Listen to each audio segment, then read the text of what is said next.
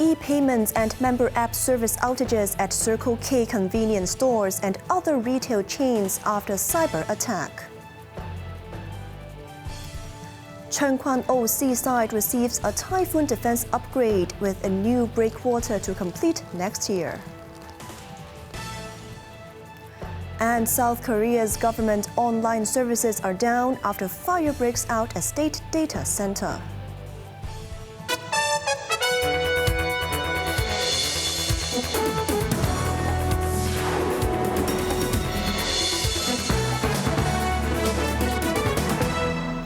Good evening, you're watching Cable News. I'm Cheryl Yun. Most electronic payments and the loyalty program remain offline at Circle K convenience stores after a cyber attack, with other retail chains also reporting similar disruptions. Technology experts suspect ransomware may be involved and warns of potential data breach. Police said they are investigating the incident. Jamie Liu reports. Circle K first reported a network disruption about a week ago, but yesterday confirmed it as a cyber attack. The chain said it was still restoring affected services, including parcel collection, bill payments, and loyalty schemes. The prolonged outage has led experts to suspect a ransomware attack where important data is held hostage in exchange for ransom. Cybersecurity expert Anthony Lai warned the company could face a far worse crisis than a customer data leak if the locked data ends up paralyzing operations.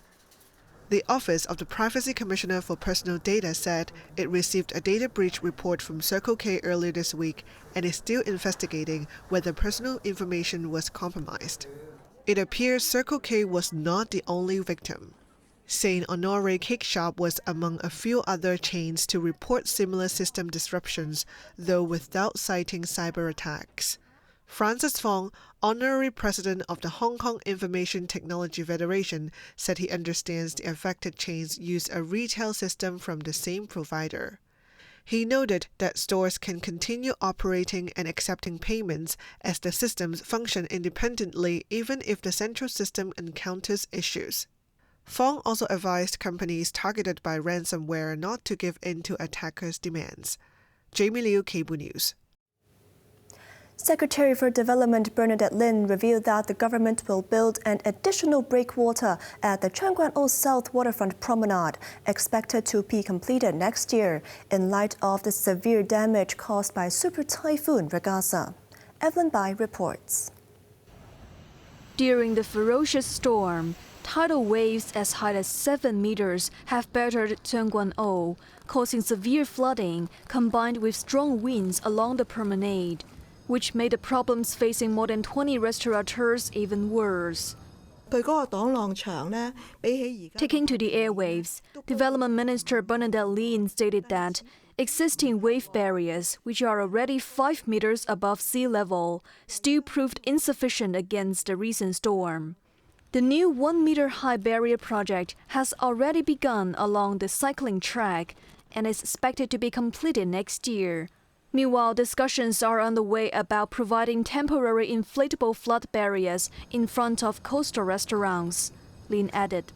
The minister reaffirmed that the government has multi-layered coastal defenses, including 20 to 30-meter wide waterfront promenade that serves dual purposes for recreation and buffering, as well as rock armor bund to dissipate wave force. She said future flood prevention measures will utilize artificial intelligence models to monitor rainfall conditions on streets, allowing for more accurate predictions of flood risks and timing, and hence enabling better resource allocation for response efforts. Evelyn Bai, Cable News. Environment and Ecology Secretary Tseung Kwan O said waste charging is merely a tool to achieve the goal of waste reduction, while any waste reduction efforts and recycling strategies must be adapted to the times. Bess Leung reports. Says remarks came after the government announced earlier in the week it would scrap the waste charging scheme indefinitely and would not implement the policy under the current administration. The Environment Minister stated in his blog that, given the current economic climate and prevailing sentiment, coupled with the ongoing economic transformation, the prerequisite of broad public and societal support for such a scheme is lacking. Furthermore, the government's waste reduction and recycling initiatives have already yielded tangible results, with waste disposal volumes continuing to be on a declining trend, even after the government put a brake on the scheme in May last year, falling from an average of 10,652 tons per day in the first half of 2024 to 10,141 tons per day in the first half of this year, marking a 5% drop over the past year. Tse said, considering that waste charging is merely just one tool, the government should adapt its approach to the prevailing circumstances. Rather, it would now formulate strategies to beef up waste reduction and recycling efforts, continue to defer the implementation of waste charging, and promote waste reduction and waste separation initiatives across the entire community. Best Learn Cable News. Hong Kongers and tourists are invited to hop on MTR's exclusive sightseeing route Light Rail Voyager on weekends and public holidays to explore the scenic treasures of Yuen Long and Tuen Mun districts. The Voyager, with a newly designed route, is set to kick off its maiden trip on Sunday, traveling between Yuen Long and Tin Yat with stops at 10 selected stations. The train features images depicting regional delicacies and attractions, including dishes like pun choy, a large bowl filled with layers of different ingredients, pineapple bun, and wetland park. Echoing the concept of tourism is everywhere, MTR's General Manager of Marketing and Revenue Management Diane Chiu said passengers can purchase a $68 ticket, allowing unlimited rides on the train, enabling them to explore Yuen Long, Tin Shui Wai and Tuen Mun. The $68 package also includes various coupons valued at $200 to support local economic development. A lithium battery fire broke out at South Korea's national data center, leaving nearly 650 government services and systems offline. South Korea's Prime Minister Kim Min-suk apologized for the disruption and pledged swift restoration, with the time for the recovery still unclear. Evelyn Bai has more.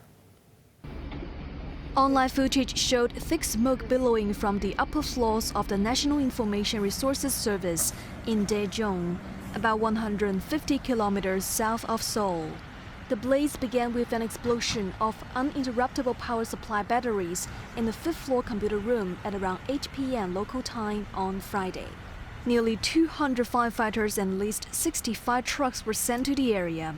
The fire was mostly contained almost 10 hours after the outbreak, according to Yonhap News Agency. Local officials said the incident occurred during battery replacement operations. The batteries involved are believed to be produced by LG Energy Solution, with an investigation on the way. The data center under the Ministry of the Interior and Safety serves as a cloud server for many government databases and services. The fire paralyzed 647 government services and systems, believed to be nearly one-third of the total, with repair efforts prioritizing major services such as postal and financial systems. Prime Minister Kim Min-suk expressed his apologies for the widespread disruption, which included delays in certificate issuance and civil service procedures. He pledged to restoring services as quickly as possible. Evelyn Bai, Cable News. Although the rumor about a July mega-quake this year in Japan has never come to reality, travelers to Japan should still stay alert as a Japanese government panel has updated the odds of a massive earthquake hitting the Nankai Trough in the next 30 years, now estimating a 60% to 94.5% chance, possibly even higher. The updated probability range is broader than the previous estimate of around 80%. According to Japan's Earthquake Research Committee, the revision stems from uncertainties in historical data used for calculations, not an increase in the actual risk of an earthquake. However, the panel emphasized that the threat of a megaquake remains extremely high. They stressed the importance of highlighting the elevated probability of a Nankai Trough quake to heighten local residents' awareness of this imminent disaster.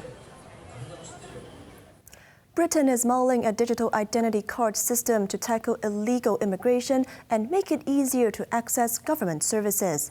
Yet opposition leaders have questioned the plan's effectiveness in immigration control and warned of privacy concerns. Jamie Liu reports. The digital ID scheme marks the latest effort by Labour Prime Minister Keir Starmer to curb illegal immigration in the UK. He believed by requiring a digital ID card for proving the right to work, the UK will have a secure border against illegal crossings. You will not be able to work in the United Kingdom if you do not have digital ID. It's as simple as that. Aiming for a 2029 rollout, the government said digital IDs will simplify access to public services such as driving licenses, childcare, and welfare without having to dig up old utility bills as proof of identity.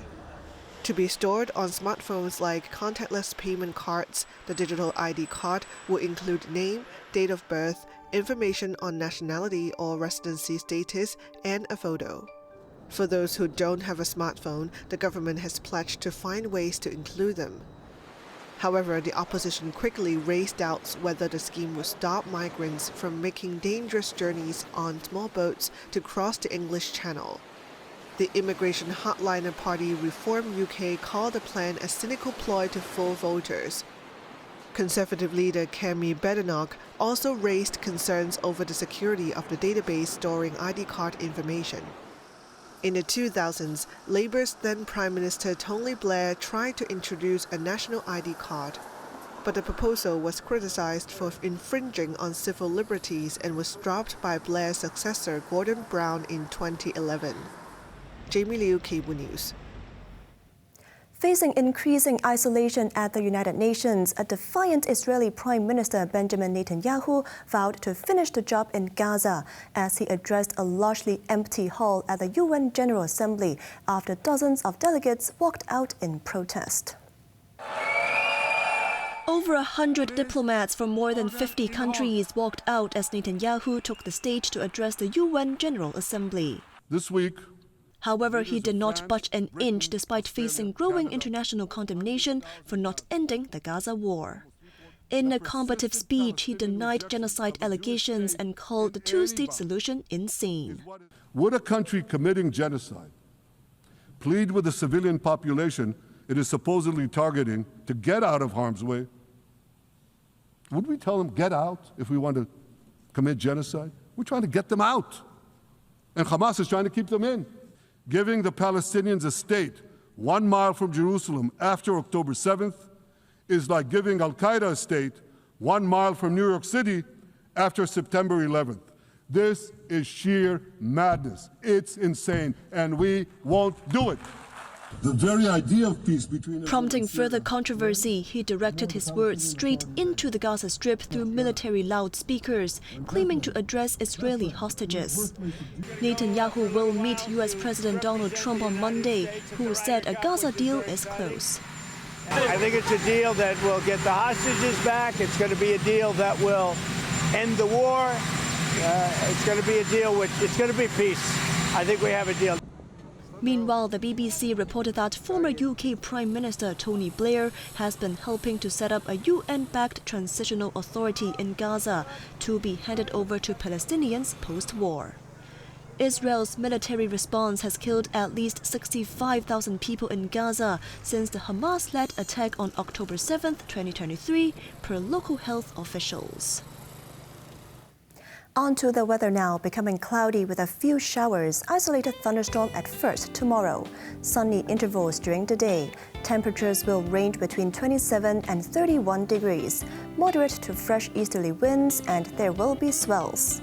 Now let's take a look at the weather around the world.